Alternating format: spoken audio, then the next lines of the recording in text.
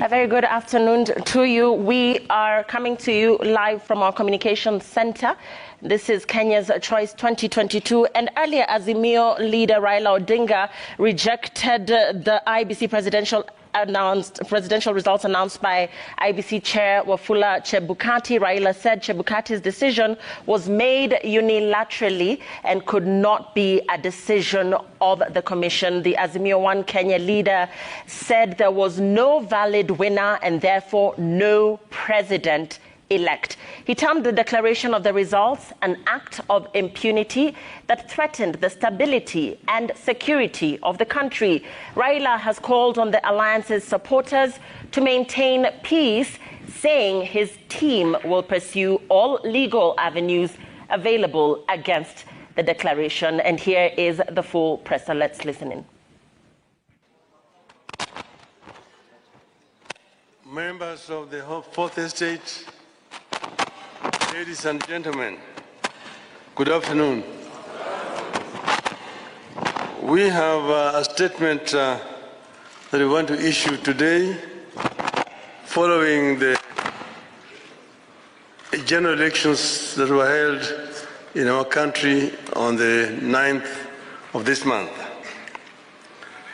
Today, I want to address my fellow Kenyans and the international community about the 2022 Kenyan elections and the role of the Independent Election and Boundaries Commission, the Iebc, the body mandated by the Constitution and the law to conduct and manage elections.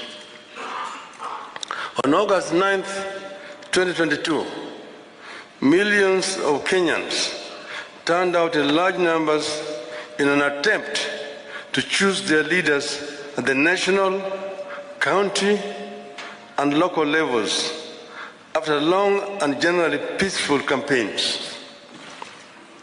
But yesterday, August 15th, our budding democracy suffered a major setback.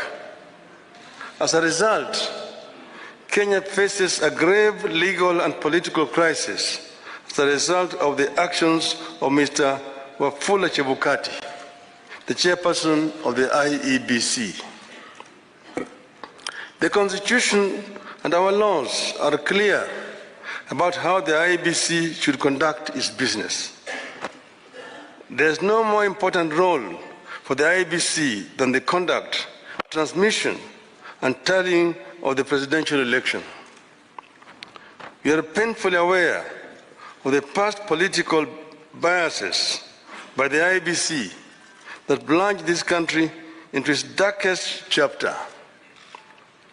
The terrible memories of the aftermath of the 2007 elections are still fresh in our minds. In 2017, the Supreme Court of Kenya nullified the presidential election again because of the misconduct of the Iebc. What we saw yesterday was a travesty and a blatant disregard of the Constitution and the laws of Kenya by Mr. Chebukati and a minority of Iebc commissioners.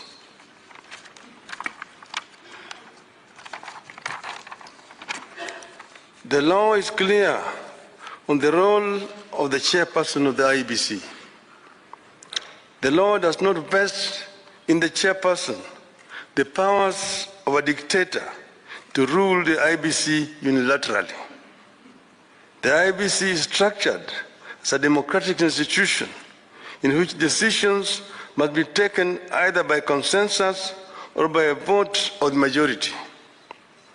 The chairperson and a tiny minority of commissioners have no legal authority to take weighty decisions and proclaim them as the rulings of the Iebc. The law on the Iebc provides that unless a unanimous decision is reached, a decision on any matter before the Commission shall be by a majority of the members present and voting. I want to repeat. Unless a unanimous decision is reached, a decision on any matter before the Commission shall be by a majority of the members present and voting. In addition, the Court of Appeal in the Maina Kiai case ruled, and I quote again, reiterate, as we conclude, that there is no doubt from the architecture of the laws we have considered that the people of Kenya did not intend to vest or concentrate such sweeping and boundless powers in one individual, that is the chairperson of the appellant. That is why I and Azimio La Umoja One Kenya and the nation at large were shocked yesterday to learn that Mr. Chebukati alone decided to pronounce himself on the supposed winner of the 2022 presidential elections. We understand that only Mr. Chebukati alone had access to the tally of the presidential vote. He denied all the commissioners access to that information until it suddenly appeared before the commissioners in the late afternoon to present them with a fait accompli.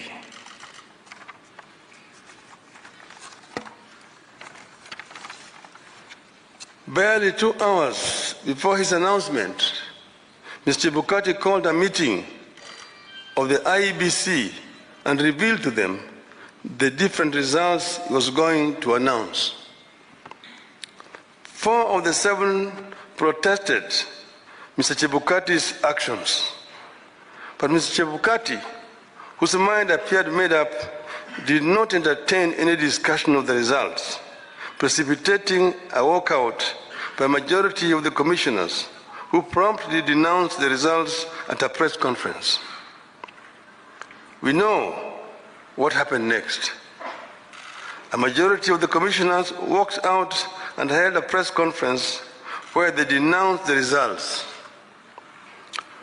Our view in Azimio is clear. The figures announced by Mr. Chebukati are null and void.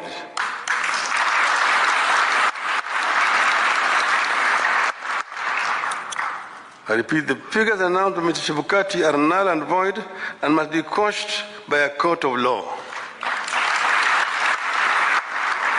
In our view, there is neither a legally and validly declared winner nor a president-elect. Mr. Chebukati's announcement purporting to announce a winner is a nullity. He acted with gross impunity and in total disregard of the Constitution and our laws. He could have plunged our country into chaos had our supporters not exercised great restraint. Such blatant acts of impunity can be a threat to the security of our country. It is not up to us to decide whether Mr. Chebukati has committed an offense. We leave that determination to the appropriate authorities. But for avoidance of doubt, I want to repeat that we totally and without reservations reject the presidential results announced yesterday by Mr. Chebukati. I want to commend our supporters for remaining calm and keeping the peace, and I urge them to continue to do so.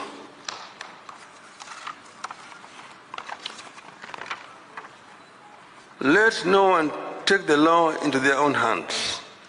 We are pursuing constitutional and lawful channels and processes to invalidate Mr. Chebukati's illegal and unconstitutional pronouncement.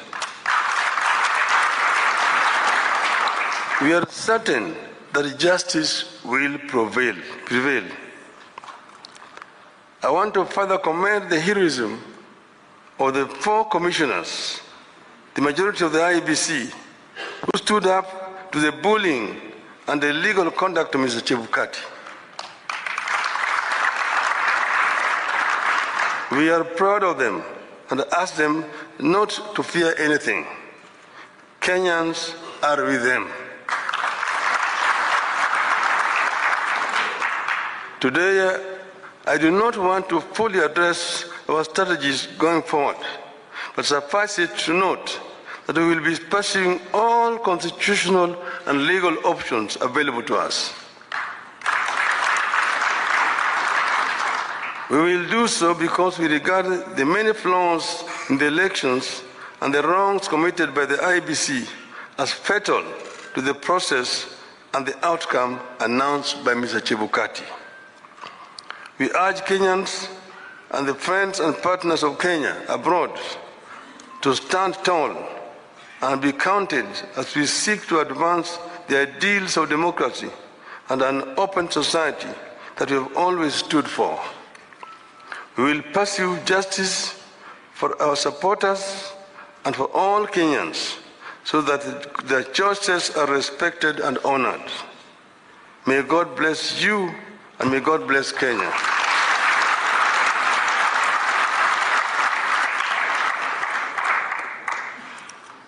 Nataka kuchukua tena fursa hii kutoa shukrani kwa Kenya wenzangu ambayo wameshiriki katika uchaguzi ambayo imepita. Wameonyesha ujasiri, wameonyesha uzalendo na upendo kwa nchi yao.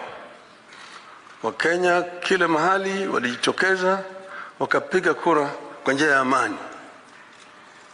Sasa yale ambayo yalibaki ni tume ya uchaguzi kuhakikisha kwamba ile ndoto ya Wanakenya imeheshimiwa. Tumegundua hitilafu ambayo imefanyika katika Iebc ambayo imejaribu kutaka kukiuka yale ambayo Wakenya wenyewe walikuwa wamefanya.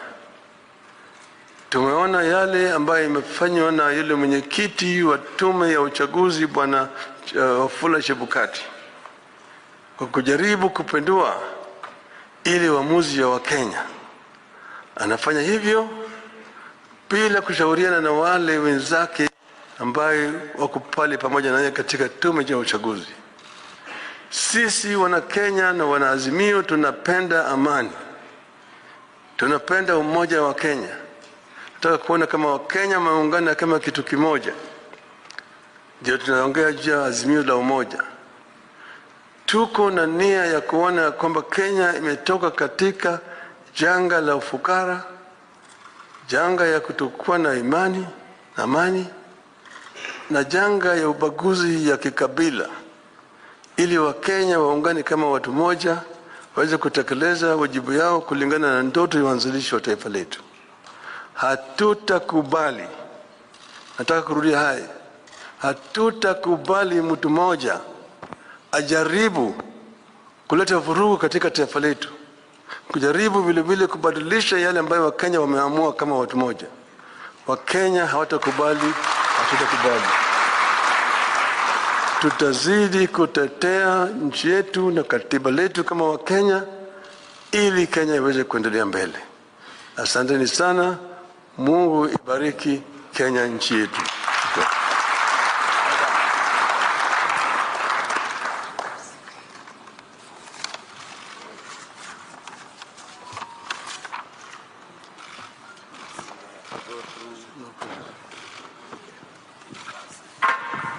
Niombe sote tusalie tumeketi.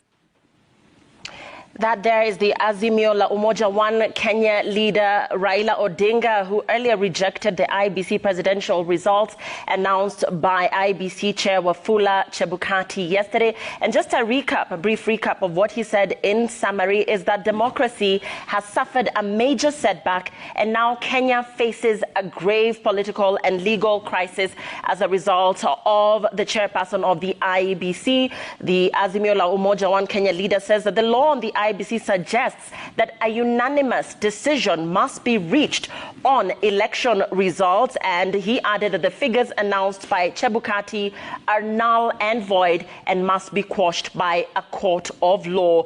The Azimio la Umoja One Kenya leader Raila Odinga also reiterating that the Iebc chair